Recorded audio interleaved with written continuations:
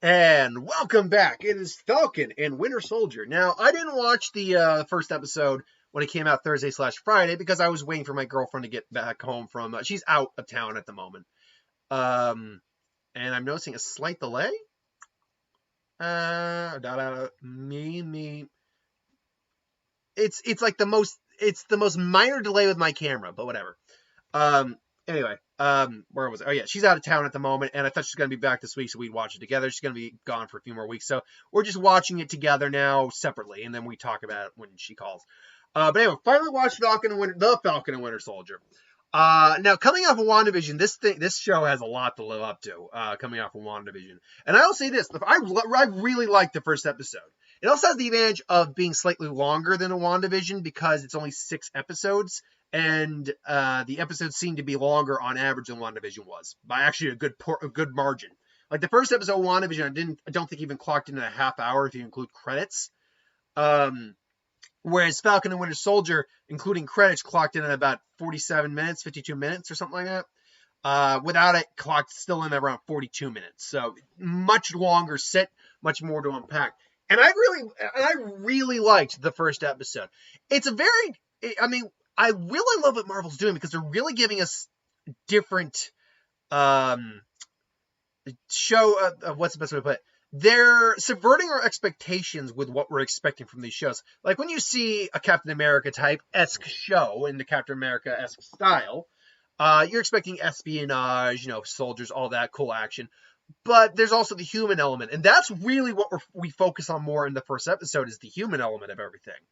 I really like the fact, but we still got a really good action. We actually got two probably solid action sequences. We got that flashback with Bucky as the Winter Soldier still, and then we got the Falcon fight too, where he fought Batroc, which was that was a really good fight. Like that was a great action sequence.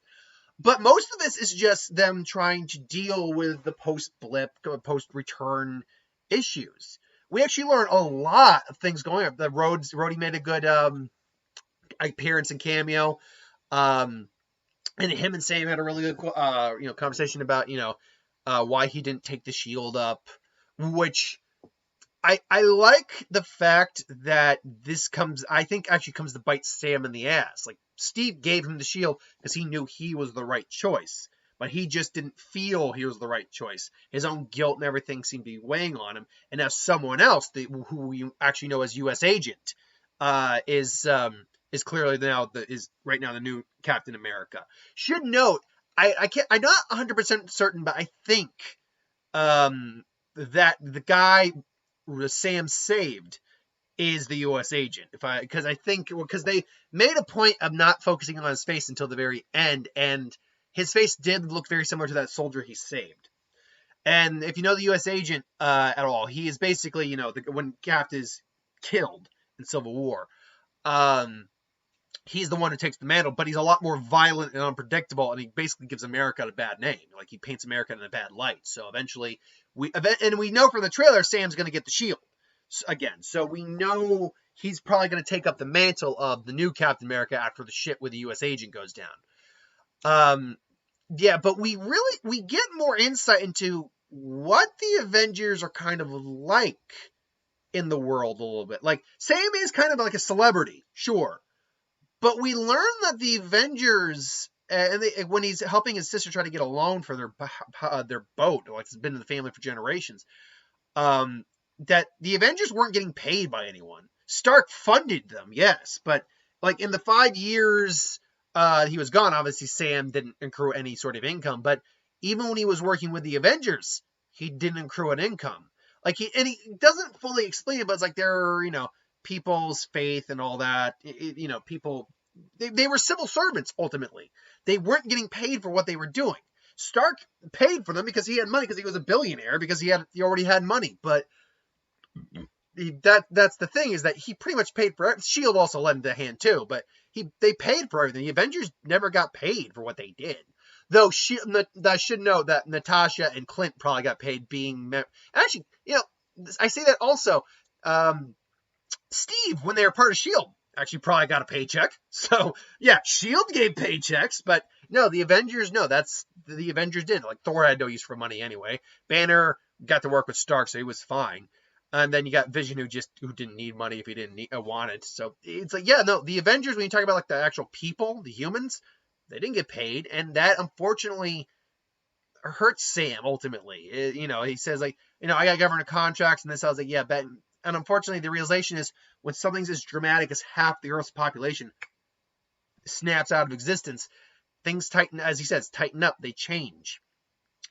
And I'm immediately seeing a theme here, is that neither of them can move on from their past with Bucky and Sam. But it's because one is haunted by his past. He can't get past what the things he's done. Like, they haunt him. And that scene with his therapist is it's a really good scene. Like, Bucky's lying, he didn't have a nightmare. We know he had a nightmare. We see the nightmare.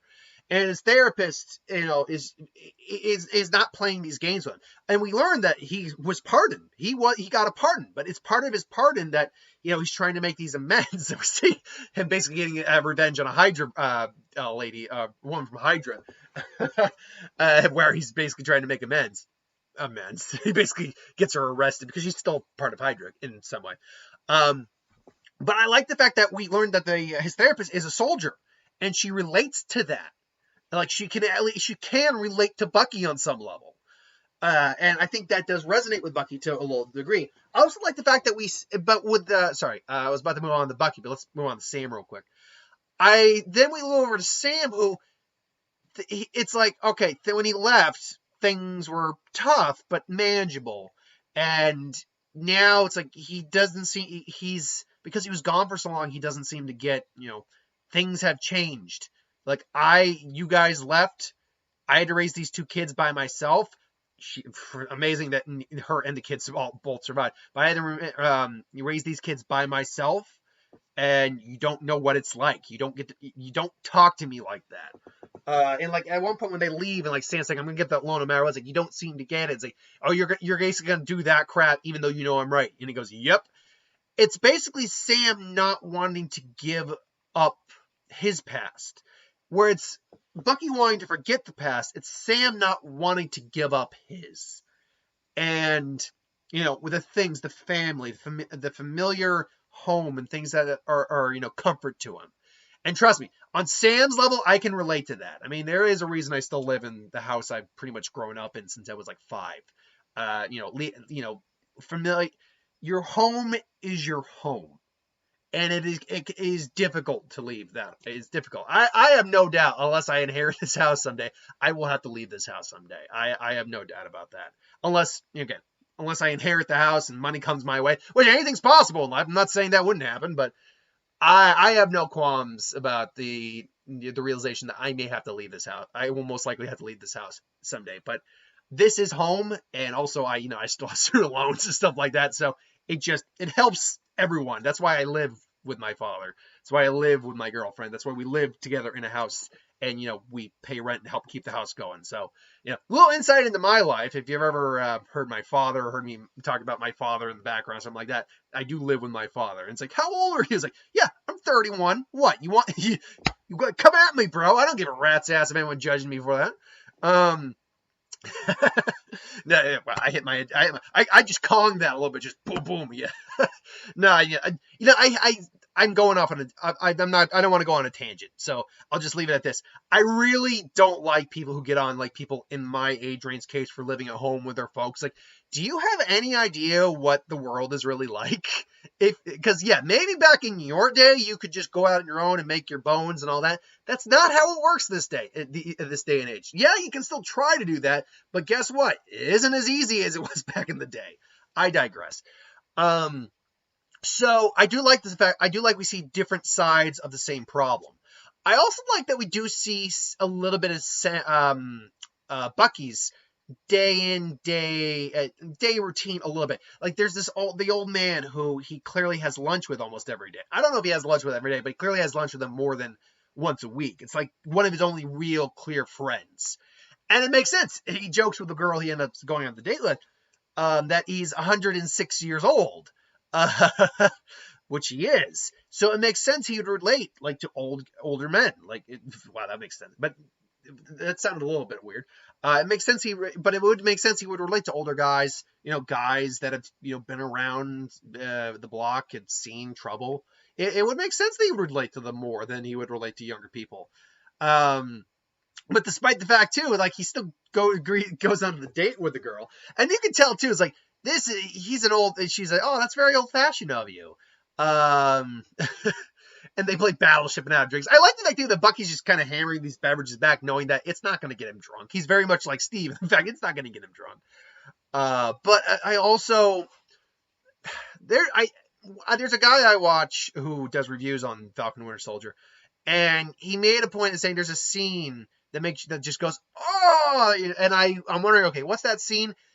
And I realized it was like 2 scenes that really did it, and it was one where Bucky learns of the guy's son's passing, and you just feel this guy's heart break. But then you realize, because you don't make the connection, I think, initially. Because there's a scene in his flashback where he just killed this innocent bystander for seeing him commit a murder. And you're not thinking much of it. You're just thinking, okay, that was just another one of the sins on him. Like, he killed innocent people too. Not just like, at like targets, but he killed innocent people just so they wouldn't talk. But then you learn, he killed the guy's son, and this is like one of his only friends right now. He killed one of his only friend's son, and he sees the vigil to it, and like, he can't confront him. And then you look and you see. When I looked at his book, you see these names of people that he's got to make amends with, and he's got the name there.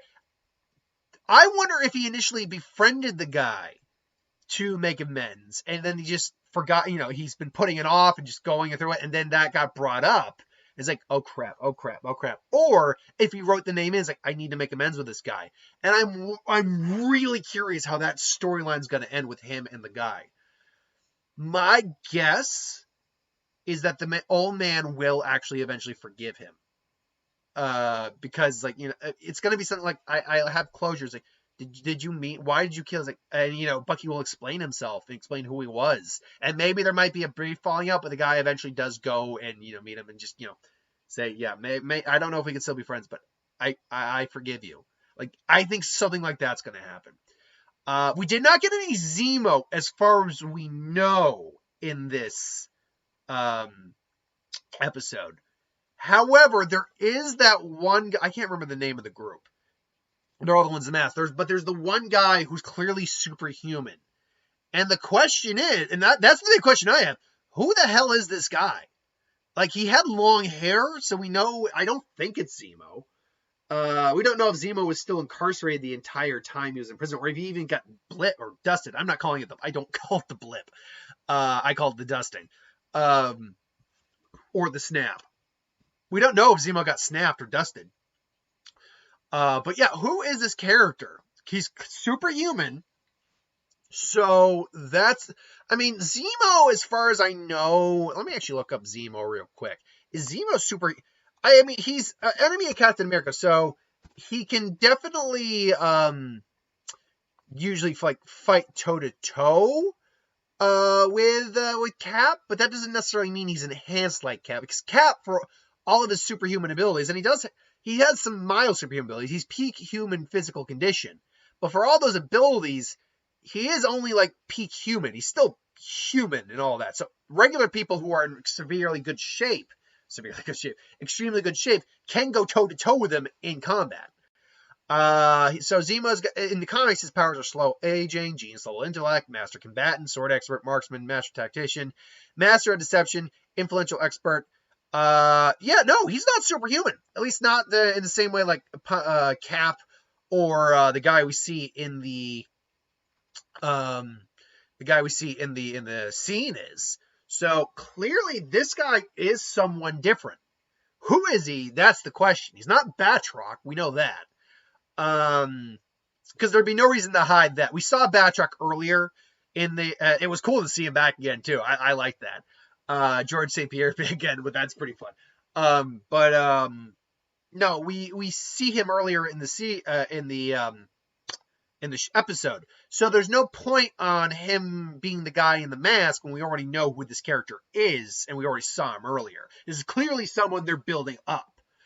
So the question is, who are they building up? Well, we know he's a white guy, so I can't. So we can actually. I mean, that being said, you could theoretically change a character's race, but more than likely he's a white guy. I'm really actually trying to think of that. I actually am. He's part of a group, so I don't think he's a Craven or anything like that. Could he be the U.S. agent? Could he be USA? I mean, could he be? Because here's the thing, I got a weird implication. Did anyone else, let me know in the console, did you get a vibe when Batroc spoke to him, like, he's not going to be able to get over, once we cross the border, he's not going to be able to come after us. He said that, like, don't worry, he's not going to be able to come after us after we get over the border. I got the impression he said it like that. Like, were these two in cahoots together? But if that's the case, why the hell were they beating the crap out of him? Did they have to make it look good? I'll be honest. I don't know. I don't know. Right now, I just don't think we have enough information on this character to give us a real idea of who this character is. It's probably a character us comic fans will recognize. I have no doubt about that. Hell, maybe they made up a character. It's been known to happen every now and then that Marvel will experiment in making up characters. But nothing serious. Nothing like a major player most of the time. Especially not like a lead. But yeah, I guess I'm sure we'll get more ideas. Maybe they'll even reveal it this coming episode this Friday. But for right now, I don't have a good guess. There's so many mildly superhuman characters in Marvel that could be villains that it could be anyone. So maybe it's Captain Britain. I doubt that. If they were to introduce Captain Britain, that would be cool. But no. I don't think they're going to, at least if they do, it's not going to be as a villain in Winter Soldier. Who knows? I mean, it could also be someone to do with Madripoor, because we do know that city is going to be involved. So it could be a member of the Hand of some kind. Maybe, because let's be clear, the Hand is in Daredevil. We know they were shooting Daredevil, but the Netflix series really isn't canon to the Marvel MCU. So in theory, we could have an introduction to the Hand. We could. I don't know. I'm spitballing here. Otherwise, I mean, take everything else out of the equation. Like, it's a great first start. It's not fair to compare this to WandaVision's first episode because they're just so drastically different. Once we go through the series, which won't take as long as WandaVision because it's only 6 episodes, I'll be able to probably give you my overall take on whether or not I liked this more than WandaVision. Right now, obviously, I liked WandaVision more because I've seen the entire series. And I liked the entire series from beginning to end. I loved it. I actually really loved WandaVision. And right now, I'm really enjoying Falcon and Winter Soldier. So there's been very few Marvel MCU properties I haven't enjoyed on some level. I wasn't a big fan of Agents of S.H.I.E.L.D. Didn't watch the Eternals. Not Eternals. Inhumans. I didn't watch Inhumans, but I heard that was garbage. I actually really didn't watch any of their shows, like their MCU shows, which weren't a lot at the time. Agent Carter, though, I heard was actually pretty good. And in terms of their movies, I don't hate any of them. I will say some are worse than others. Like Thor: Dark World's definitely on the weaker ones. Iron Man 2 is one of the weaker ones. Honestly, that's really all I got. And I say weaker ones like that, like it's a bad thing. It's not a bad thing. I still very much like them. I still think they're legitimately good movies, or at least at minimum okay movies. Like I don't think they're bad. So yeah, I've yet to meet a Marvel property I've really hated when it comes to the MCU. But first time for everything. Maybe the rest of the series is going to crap the bed. Who knows? But anyway, I digress. Thanks for watching. Hope you enjoyed. Like, comment, share, subscribe. What did you think of the first episode? Let me know in the comments below. But until then, thanks for watching. Hope you enjoyed. Hit that bell if you want to be notified. I'll be back with the Who Would Win later. Till then, thanks for watching, and I'll see you folks next time.